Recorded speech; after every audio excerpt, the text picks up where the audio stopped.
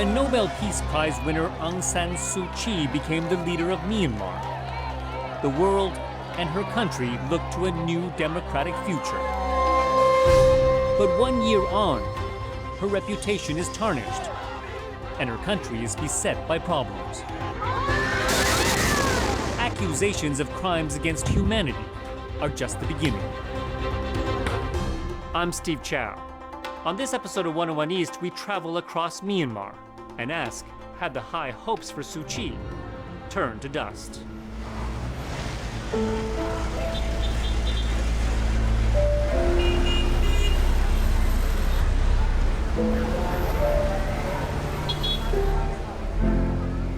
When I first started covering Myanmar in 2009, this Southeast Asian country was a pariah state. The military controlled it with an iron hand for almost half a century. People were watched by special branch police on nearly every street corner, and journalists had to work undercover. Aung San Suu Kyi, the symbol of democratic resistance, had been under house arrest for most of the previous 20 years, but still wielded enormous influence. Under international pressure, she was finally released and won Myanmar's election in 2015, promising change, peace and unity. I would promise everybody who is living in this country proper protection in accordance with the law and in accordance with the norms of human rights. But under her watch, violent treatment of the Muslim minority Rohingya has continued. Most recently, in October 2016, after an insurgent group attacked and killed border police in Rakhine State. The repercussions were brutal. Thousands fled to neighbouring Bangladesh with stories of mass killings and rape. Stories Aung San Suu Kyi's government vehemently denied. All the while, she refused to condemn the military crackdown and opposed a UN probe into crimes against humanity. Around the world, many are asking why she's not speaking out. But here in Myanmar, the Rohingya are not the only problem. Some things are as bad as, or even worse than under the previous government. And questions are being asked whether Aung San Suu Kyi holds the power, the will, or the skill to deliver on everyone's high hopes. I'm meeting an old friend who's a good barometer of public opinion. Good to see you again. Really good to see you. Kosher was one of thousands of political prisoners who was locked up for supporting Aung San Suu Kyi. After he was released in 2012, he became a driver for journalists like me. So how's life, Kosher?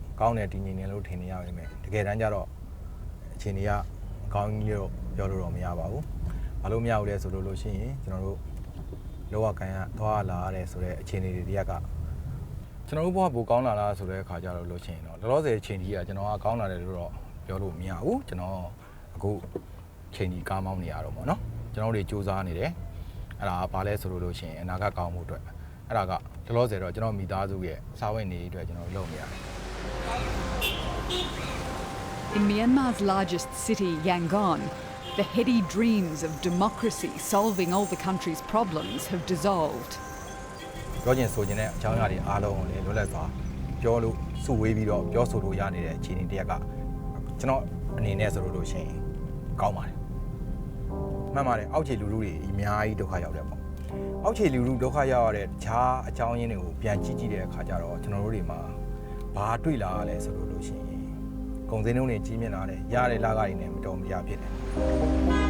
No one wants to go back to the days of military rule, and Aung San Suu Kyi is still their idol. But like the traffic, her government is moving at a snail's pace.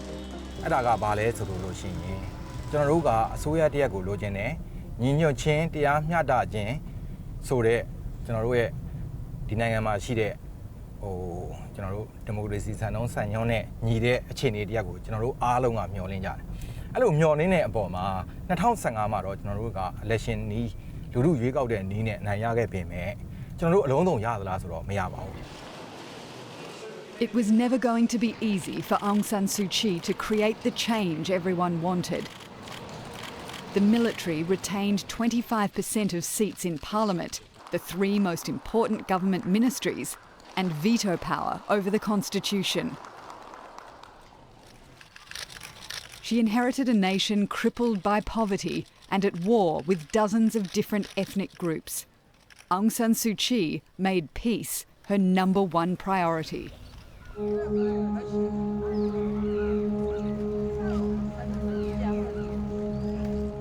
Kachin State, more than 1,000 kilometres north of Yangon, is where peace will largely be lost or won.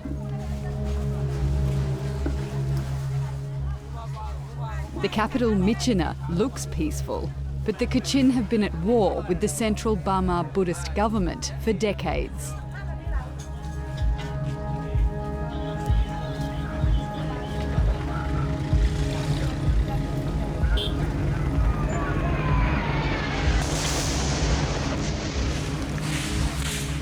The past year has seen some of the worst fighting in their ongoing battle for autonomy. Aung San Suu Kyi's election had raised hopes that peace would be achieved quickly.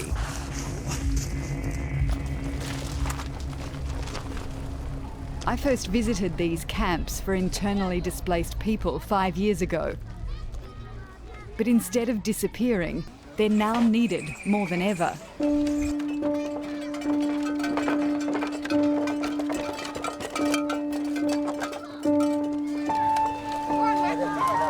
Tens of thousands of people in Kachin and neighbouring Shan State have fled their homes in the past year. Many have made desperate and dangerous journeys across the front lines to reach safety. Bulk Senpan was 8.5 months pregnant and made the journey with her husband and 2 other children. The fighting was all around and bombs exploded not far from us, so I couldn't eat or sleep. I was terrified. I was scared both for my children and myself. I didn't know what would happen to us. To escape the attacks, they walked for weeks through the war zone. I had heard so many times that people, including children, died because of artillery shells. So I was scared and constantly thinking we would die in those kinds of explosions. There were no medicines in the forest. The children got sick a lot because of extreme cold.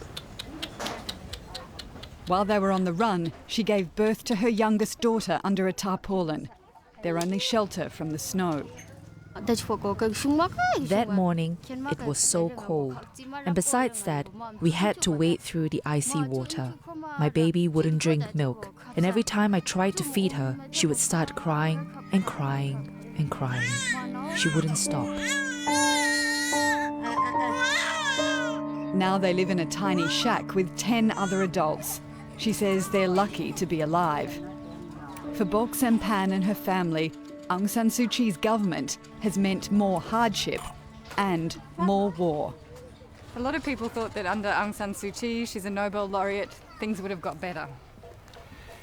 We also thought that over the last year things would get a lot better, and we're still hoping that they will do. But unfortunately what we're seeing at the moment is an increase in fighting, not a decrease. UN official Mark Cutts says not only is the fighting worse, but Aung San Suu Kyi's government has cut off humanitarian access to hundreds of thousands of people in conflict areas. We've been saying to the government that it's simply not acceptable that people are being asked to cross an active front line to come and collect aid. We need to be able to get to these people. People need to be able to get to places where they can receive aid safely. So that's staggering. Under the former government, which was, some say, a quasi-military regime, you had more humanitarian access. It's baffling.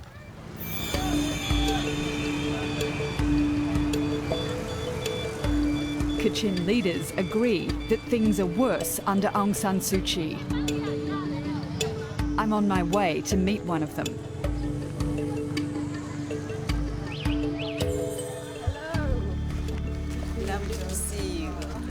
long time. Seng Raw won Asia's version of the Nobel Prize for her work assisting displaced people in war-affected areas. She has doubts about the more famous Nobel laureate Aung San Suu Kyi. From the perspective of the Kachin people, is Aung San Suu Kyi too close to the military? Yes. To give you a very blunt answer, yes. Aung San Suu Kyi hasn't been responsive enough to the issues that Kachins are facing. I think she says many are shocked that Aung San Suu Kyi condemns armed groups but remains silent about military aggression. She hasn't done what she could have done, like addressing the human rights violations issues and like speaking up when there's heavy attacks on the civilian as well. Seng Raw says Aung San Suu Kyi has lost the goodwill of many ethnic groups, especially the Kachin. The first thing you get to the helm is you need to build the trust, or build on the trust that you already received. But what she did was she really ruined the trust. Over 1 year, she really ruined the trust. It's a far cry from what Aung San Suu Kyi stood for before her election. We would like to talk to those who disagree with us. That, again, is what democracy is about. When she's on the world stage, Aung San Suu Kyi promotes openness and a diversity of opinions. But when it comes to putting it into practice, she's not so open after all. Since being elected, she's not given any interviews to Myanmar journalists and carefully handpicks her encounters with foreign media. I've come to this event to see if I can put a question to her. Show me your cat. No. Dorsu, do you have anything to say about press freedom in Myanmar? No interview, please. No interview, please. No interview, please. Thank you for... Okay.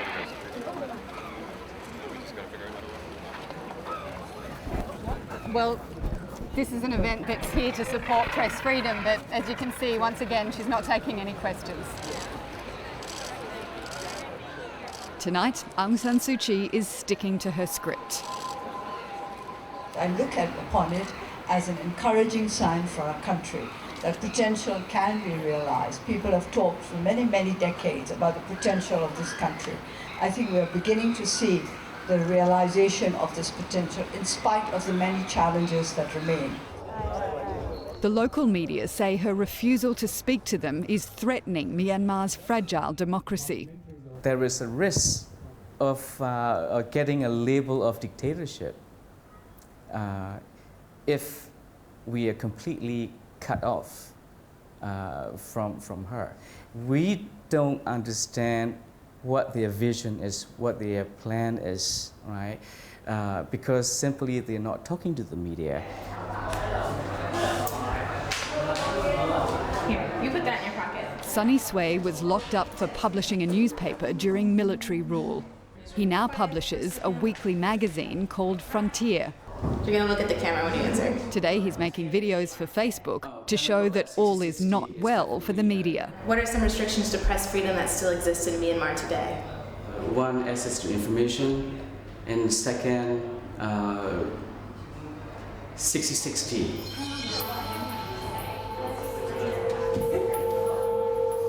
66D is a notorious section of the Telecommunications Act that has sent chills through Myanmar's media. Anyone can bring a claim of criminal defamation over comments or articles posted online. It's been used to jail scores of people who have criticised the government or the military. In terms of freedom of expression, freedom of press, we are going backwards. Once arrested, bail is often denied, especially to journalists. Are they scared? Of course, you know, who wants to stay in police custody or go into prison? I mean, for me, I don't want to go back to prison. Under the former government, which created the law, 7 cases were filed. Since Aung San Suu Kyi took power, there have been more than 50. One in particular has struck home. Sway Win is one of the country's most renowned investigative journalists and the editor of an online newspaper.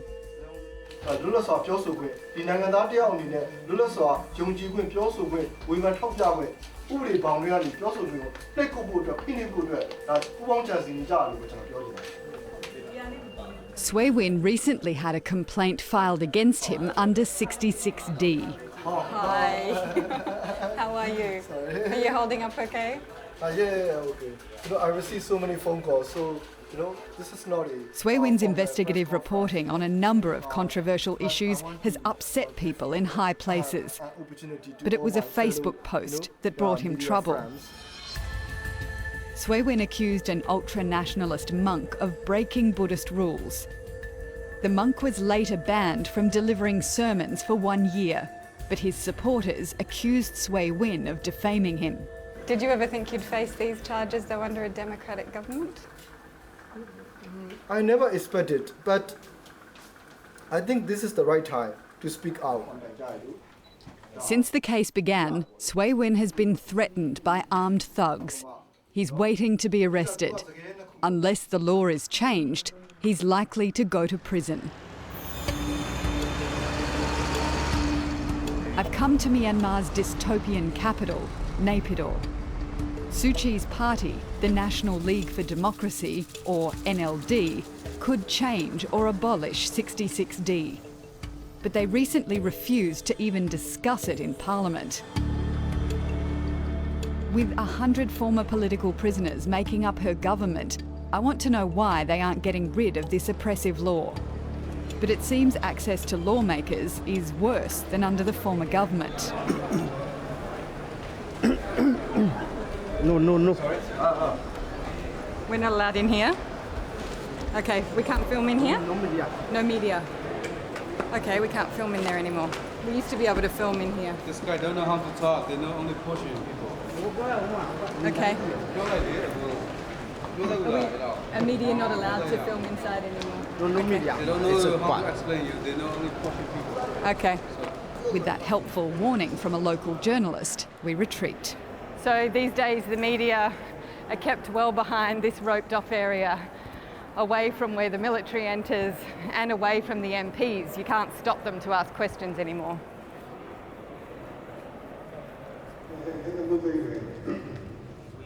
Even press rooms that overlook Parliament are now locked. Journalists sit in the hallway, sharing a single TV screen to see and hear what's going on inside. Not that there's a lot for them to report on here in the nation's capital. MPs in Aung San Suu Kyi's party have been gagged since the election last year and are not supposed to speak to the media, but one agrees to. Hi. We can't see you in there anymore. I followed former political prisoner Ma Thandar during her election campaign in 2015. She had been imprisoned and tortured by the junta. Her husband, a journalist, was killed by soldiers in 2012 and her family ripped apart. On the campaign trail, she was full of hope about the change she could bring.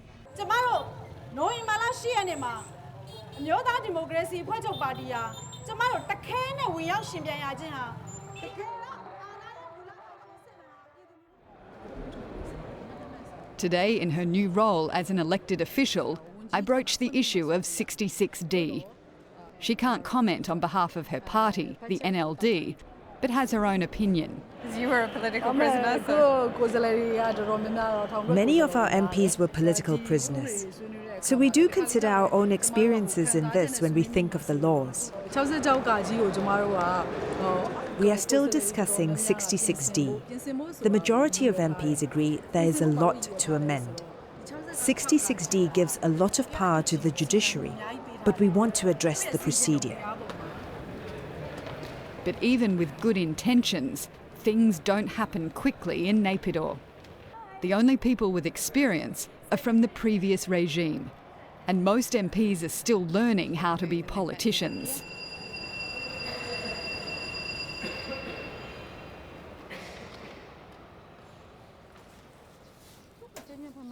Unlike the lifestyle enjoyed by politicians in many other places, Here in Myanmar, it's a no-frills existence. Ma Thanda lives in a purpose-built dormitory for parliamentarians. There's little privacy, and the rooms are too small for a kitchen, so her daily routine involves eating outside with other MPs.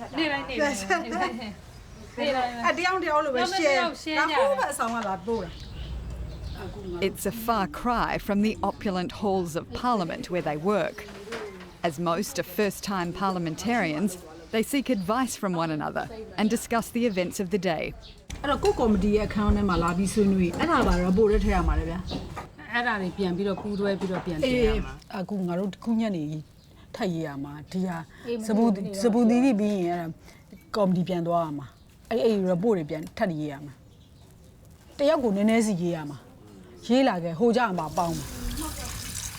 For some, the dorm is an isolating place, but Ma Thanda doesn't seem to mind.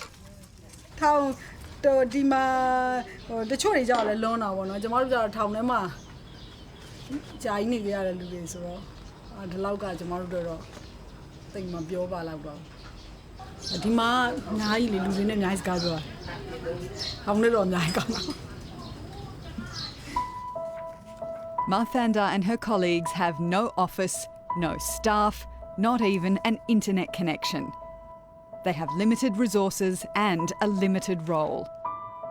Aung San Suu Kyi is the sole decision-maker of the party and must give the go-ahead before every draft piece of legislation is submitted. It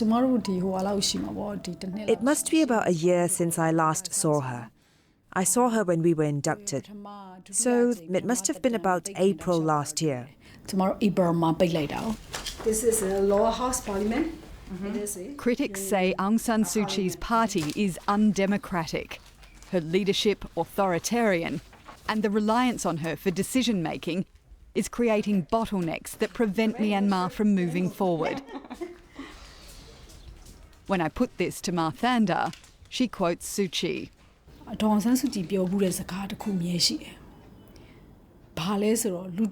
Don't go looking for people to be grateful for what you do. It's not gracious. She tells us this all the time. We're the ones who've been living like this under repression for years, and we're the ones who know what the right remedy is. This isn't a glamorous life. 1 year in, is it worth it? I want to do just one positive thing for my country. You don't know how long you'll get to live this life.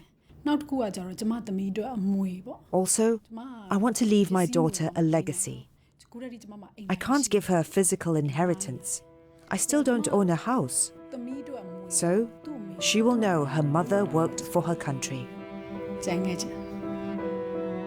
Myanmar's challenges were never going to be solved with one election or by one individual. It has been a slow start, and Aung San Suu Kyi has 4 more years to turn things around. In her address to the nation, a year after taking office, she acknowledged problems, but remained defiant.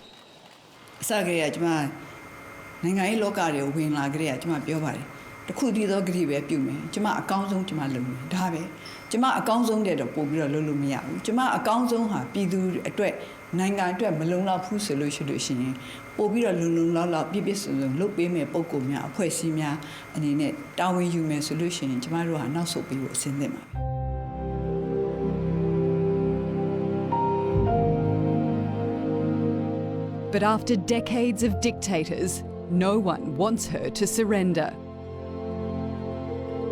This is still very much Aung San Suu Kyi's Myanmar.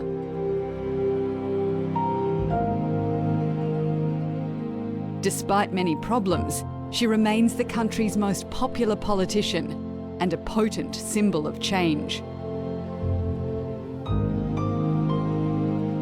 Only Aung San Suu Kyi can decide how she goes down in history. The Nobel Prize winner who stumbled in power, or the first leader of Myanmar to unite all its people.